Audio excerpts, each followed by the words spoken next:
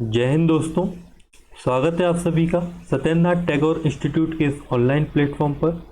मेरा नाम है श्रेष्ठ खरे और मेरे द्वारा आपको एमपी वाला पोर्शन यानी कि यूनिट फर्स्ट, थर्ड और फिफ्थ कवर करवाया जाएगा, जो कि हमारे यूट्यूब चैनल पर बिल्कुल फ्री क्लासेस रहेंगी। मंडे से आपकी एमपी जो की क्लासेस जो हैं वो स्टार्ट होने वाली हैं।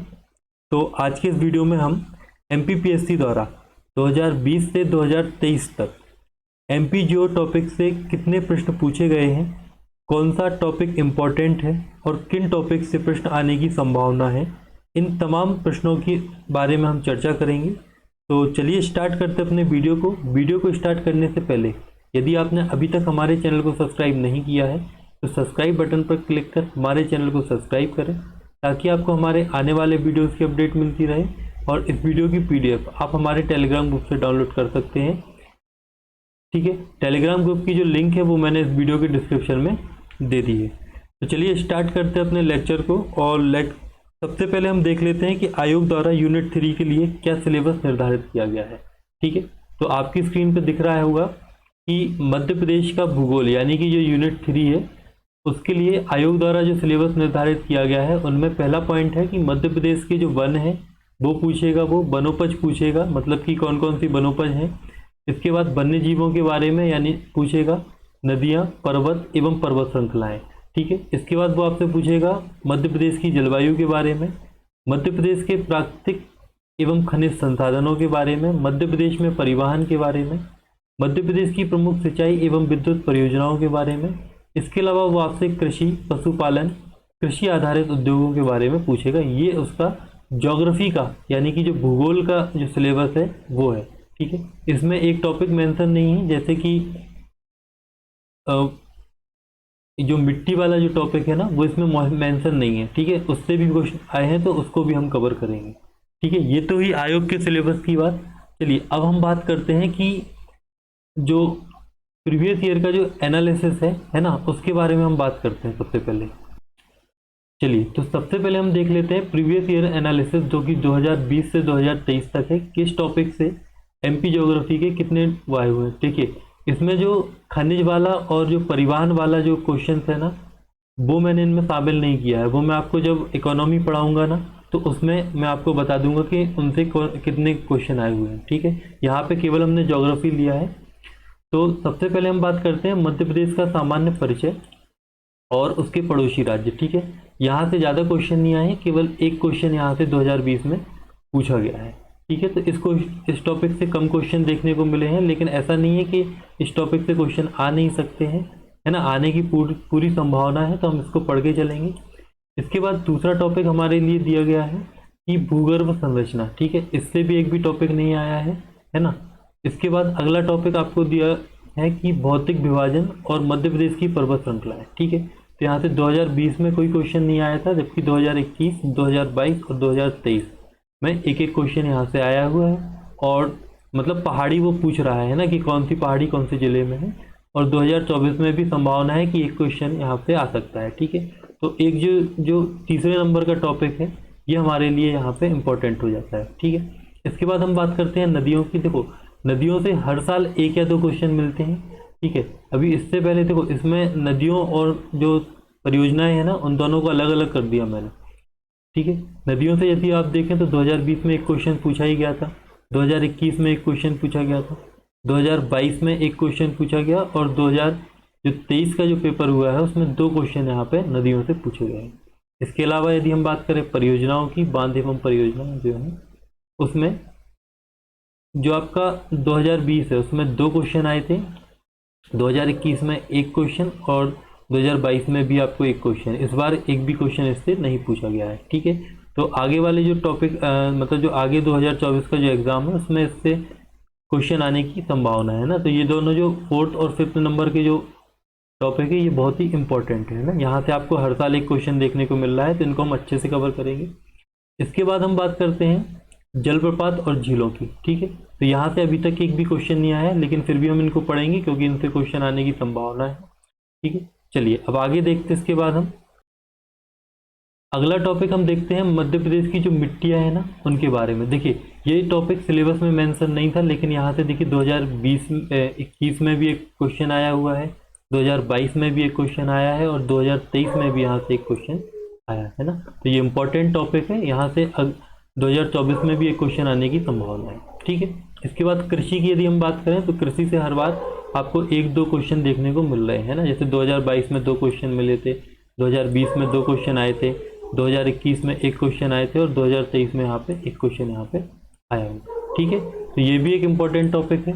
तो इन मतलब मैं आपको ये इसलिए बता रहा हूँ क्योंकि जब हम पढ़े ना कोई भी टॉपिक तो हमें पता होना चाहिए कि इस टॉपिक से क्वेश्चन आए थे या नहीं आए थे, है ना।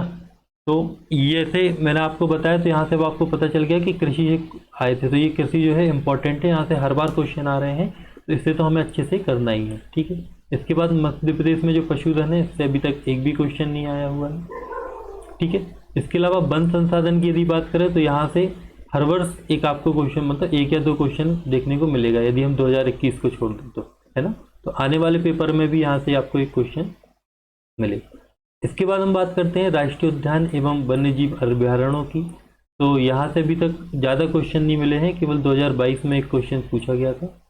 ठीक, इसके बाद जलवायु।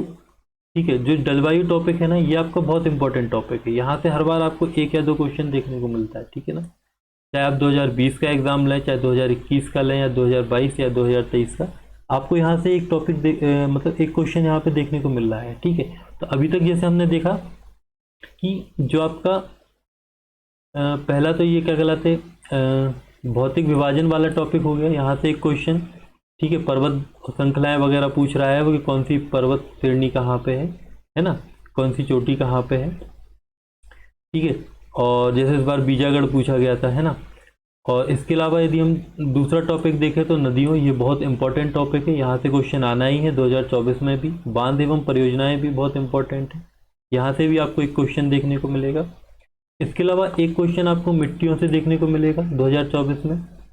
ठीक है, यदि हम एनालिसिस के बेस पे हम बात करें तो कृषि से भी आपको मिलेगा। इसके अलावा वन से तो आपको आने ही आना है, और जो जलवायु है यहाँ से भी आपको एक क्वेश्चन आने की संभावना है। ठीक है, परिवहन और जो खनिज वाला जो पोर्शन है ना उससे जो क्वेश्चन आए हैं वो मैंने यहाँ से हटा दिए।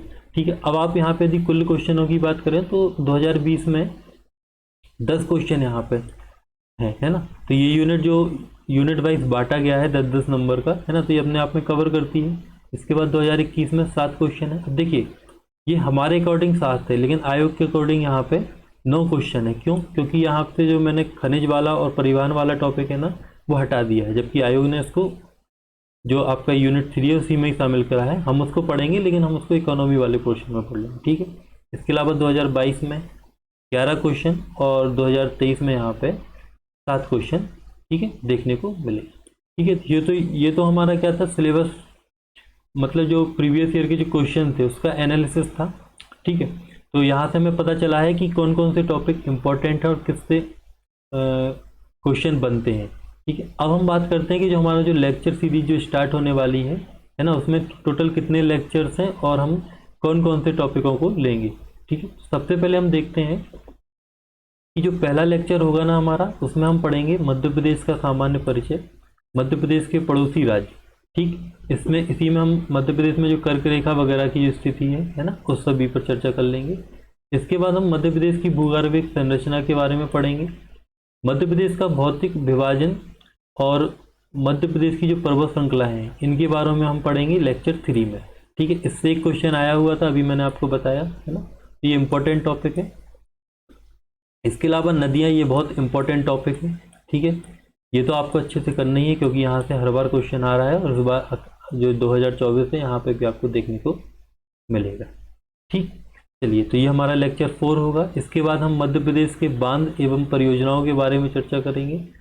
फिर हम बात करेंगे मध्य प्रदेश के जलप्रपात, झीलों एवं तालाबों की लेक्चर 6 में, और मध्य प्रदेश की मिट्टियाँ, है ना, ये भी एक इम्पॉर्टेंट टॉपिक है। और ये वाला जो 5th नंबर का टॉपिक है ये भी बहुत इंपॉर्टेंट है, ये मैं आपको बहुत अच्छे से कवर करवाऊँगा। ठीक है, और मैं आपको बता दूं कि जो हम मध्य प्रदेश की जो ज्योग्राफी पढ़ने वाले हैं ना वो पूरी मैपिंग के थ्रू पढ़ने वाले हैं। तो यहाँ पे आपको कहीं पे भी कोई क्वेश्चन घुमा के भी पूछता है ना तो आपको कोई दिक्कत नहीं आने वाली है। ठीक है, चलिए, तो अभी हमने लेक्चर 7 तक देख लिया। इसके बाद हम बात करते हैं लेक्चर 8 की। तो लेक्चर 8 में हम पढ़ेंगे मध्य प्रदेश की कृषि, जिसके ठीक है, उसके बाद उसी में हम पढ़ लेंगे फसल सिंचाई संसाधन। ठीक है, यदि इसमें होगा ना कि यदि ये ज़्यादा बड़ा हो रहा है टॉपिक तो इसको मैं एक और पार्ट में बना दूंगा लेक्चर 8 को, है ना। लेकिन अभी फ़िलहाल के लिए हम इसमें इतना ही शामिल करते हैं। ठीक है, इसको लेक्चर 8 हो गया ये हमारा, यहाँ से भी क्वेश्चन आया हुआ है ना, तो ये इंपॉर्टेंट टॉपिक है। इसके बाद जो हमारा अगला टॉपिक है वो है मध्य प्रदेश में पशुधन। यहाँ से अभी तक एक भी क्वेश्चन नहीं आया है, लेकिन फिर भी हम इस टॉपिक को कवर करेंगे। फिर हम बात करेंगे मध्य प्रदेश में वन संसाधन। यहाँ से आपको हर बार एक क्वेश्चन देखने को मिलता है। ठीक, तो ये भी हमें अच्छे से कवर करना है, ये हमारा ये लेक्चर 10 होगा। फिर हम पढ़ेंगे मध्य प्रदेश के राष्ट्रीय उद्यान व वन्यजीव अभ्यारण्य। ठीक है, लेक्चर 11 में। और मध्य प्रदेश की जो जलवायु है, ठीक है, ये भी इम्पोर्टेंट है क्योंकि यहाँ से आपको एक एक क्वेश्चन देखने को हर बार मिल रहा है। ठीक है, अभी तक दो क्वेश्चन आ रहे थे, लेकिन इस बार उन्होंने एक क्वेश्चन पूछा है। ठीक, तो ये हमारे क्या थे कि लेक्चर की जो विषय थे कि हमें कौन कौन से लेक्चर में क्या पढ़ना है, ये मैंने आपको बताया हुआ है। तो इस वीडियो में मुझे बस आपको इतना ही बताना था कि मैं आपको कैसे क्या पढ़ाऊंगा, है ना। जब हमारी ज्योग्राफी हो जाएगी तो इसके बाद हम पॉलिटी, जो मध्य प्रदेश की पॉलिटी है ना, उस पर चर्चा करेंगे। ठीक है, तो मैंने इस वीडियो में आपको ये बताया है कि जो प्रीवियस ईयर का जो एनालिसिस था, है ना, उसके बेस पे हम कैसे स्टडी कर सकते हैं। ठीक है, और आपसे एक आग्रह है कि जब हमारा लेक्चर जो मंडे से प्रारंभ होने वाला है ना, मंडे को जब हम पहला लेक्चर पढ़ेंगे तो उससे पहले आप एक काम करें कि जो ज्योग्राफी के जो क्वेश्चंस हैं, है ना, अभी 2020 से 2023 तक, है ना, आप और पहले से भी ले सकते हैं, आप 2014 से ले सकते हैं, है ना। 2014 से आप ले लें और 2014 से 2023 तक के जो क्वेश्चंस है ना, इनको आप एक बार पढ़ के आएँ, है ना, तो आपको और अच्छा लगेगा लेक्चर को जब मैं पढ़ाऊँगा आपको, है ना, मैपिंग जब करवाऊँगा आपको। चलिए, आज के लेक्चर में इतना ही, मिलते हैं आपसे मंडे को। जब तक के लिए जय हिंद, जय भारत।